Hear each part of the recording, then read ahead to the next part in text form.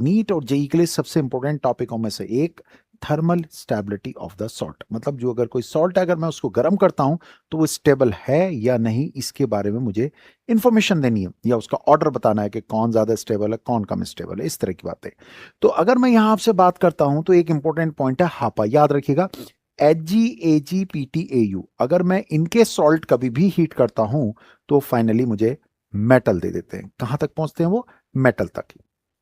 लेकिन इसके अलावा अगर कोई सॉल्ट अगर मैं हीट कर रहा हूं तो मुझे ये जानने की जरूरत है कि उसकी स्टेबिलिटी कितनी है। तो ध्यान रखिएगा उसके अंदर जो सबसे इंपॉर्टेंट पॉइंट है ये है कि अगर R/Q मोर है, मतलब रेडियस केटायन की और चार्ज का रेशियो अगर मेरे पास ज्यादा है, रेडियस केटायन की रेडियस और चार्ज का रेशियो अगर मेरे पास में ज्यादा है तो ध्यान रखिएगा उसकी स्टेबिलिटी भी ज्यादा होगी।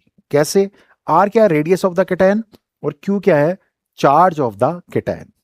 जो भी हमारे पास में सॉल्ट है उसके अंदर एक पोर्शन होता है केटायन, एक होता है एनायन। तो केटायन की हम बात कर रहे हैं इस समय पे।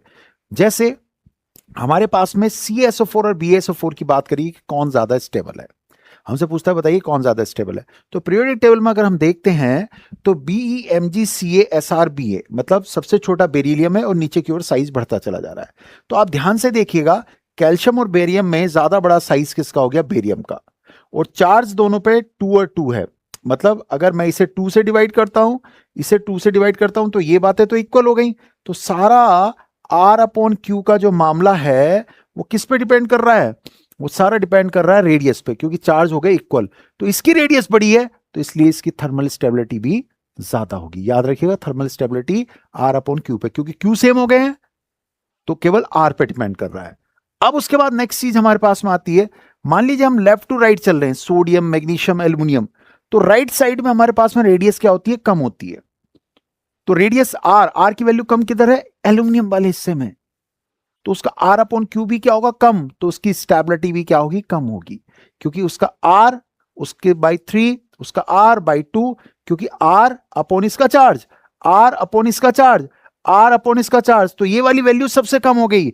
तो ये वैल्यू अगर हमारे पास में सबसे कम हो गई तो इसकी स्टेबिलिटी भी सबसे कम होगी, क्योंकि जिसकी ये वैल्यू ज्यादा होगी उसकी स्टेबिलिटी ज्यादा होगी।